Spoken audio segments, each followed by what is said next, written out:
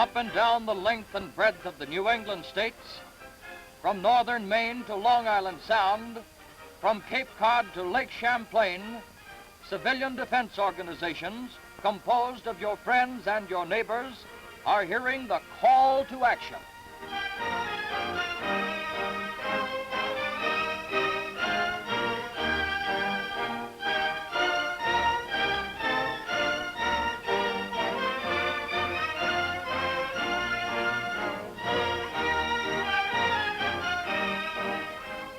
For New England's air defense, liaison between the telephone company and the National Defense Communications Board is in charge of Myron D. Chase, who will tell us about the defense plans. Mr. Chase.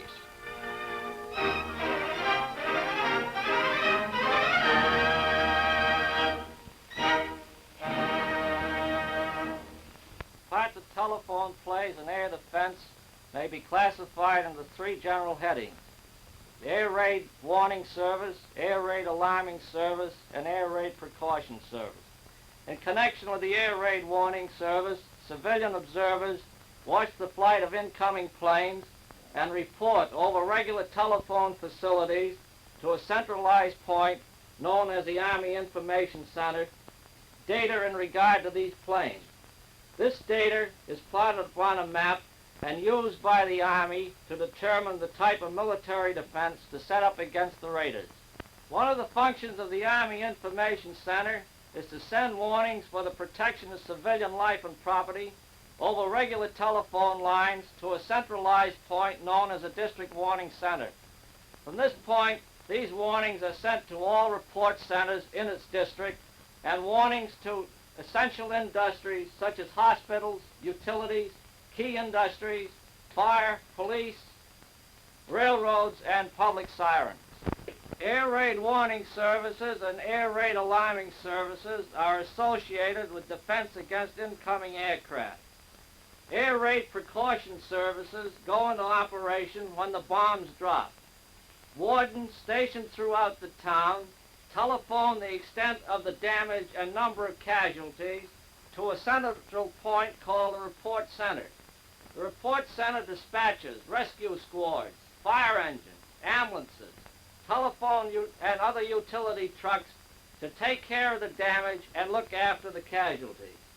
In case the damage is such that it exceeds the available facility, the report center may appeal to its district warning center for additional aid.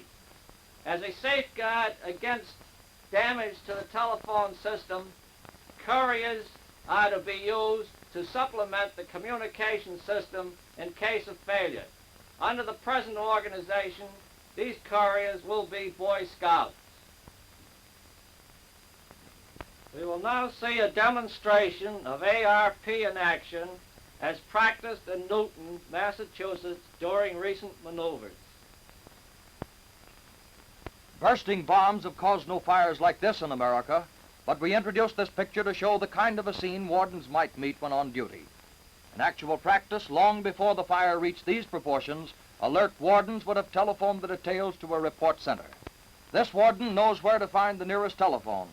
He knows the number of his own report center. With the accuracy of a camera lens and the brevity of a news flash, he reports all necessary details of the damage. Alert ears at waiting telephones receive the warden's report. This room will have few or many telephones depending on the size of the community and the number of wardens who will report. Volunteer operators will man these telephones whenever wardens are at their posts so that reports can be handled immediately. Let's watch this operator record the details of our practice incident. It is incident number 5 of the day's catastrophes. Quickly, she notes the date and time, the location of the damage. She checks the bomb as incendiary, the casualties as 4, none of them trapped under wreckage. Other checks indicate fire has broken out, that water and gas mains are intact, and that 3 streets are blocked. The original copy of the report stays in the telephone room.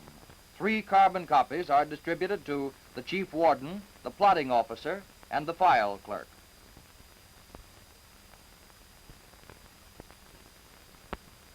The report form completed, the operator hands it quickly to a scout who rushes it to the chief warden, located in an adjoining room, which is the main headquarters of the report center for each community. At the door of the report center, another scout takes the incident report and hands it to the chief warden. He immediately begins to read the details for the information of the officials around the table so that no time will be lost in sending assistance. The report center force springs to action with the first words from the chief warden as the scout takes copies of the incident report to the plotting officer and the file clerk.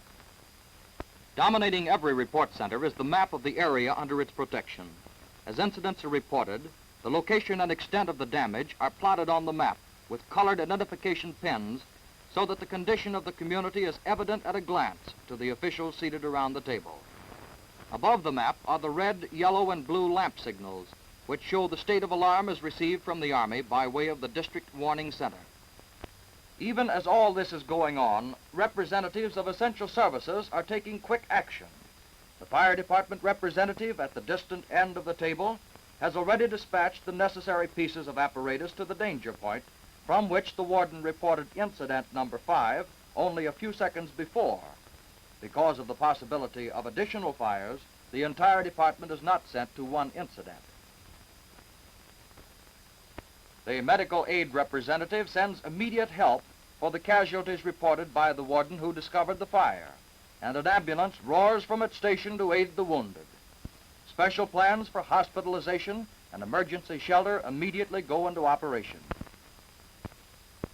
Typical of the method by which division heads keep track of the equipment which they have sent out and that which is available for further duty is this shifting of pins on the dispatch boards in front of the officials. Grouped in front of the chief warden in every report center are representatives of what we have come to consider the essential community services. They are here because they are the foundations of community life. They are more than that. They are the quarterbacks of the successful civilian defense team, calling the plays and directing the defensive action of the Minuteman of today. On their experience and judgment depend the effectiveness of a great team of air raid wardens, regular and auxiliary fire and police departments, first aid and rescue workers, and others of the civilian defense organization. Even the record part of civilian defense operates efficiently with a complete file on every incident. No community can be self-sufficient in time of crisis. In order to provide for the immediate interchange of help, every report center has a reservoir of additional equipment available through its district warning center. It was from this point that the original warning of the raid was received and sent out.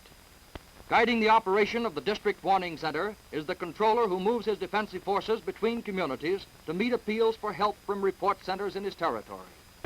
Typical of the scene in hundreds of New England communities is this story of civilian organization. Ready to protect their homes and their families from the horrors of warfare, these defense workers present an inspiring picture of the unity which a great crisis always brings. They hope they'll never be called on to serve, but on their training and their devotion may depend the safety of all that we cherish.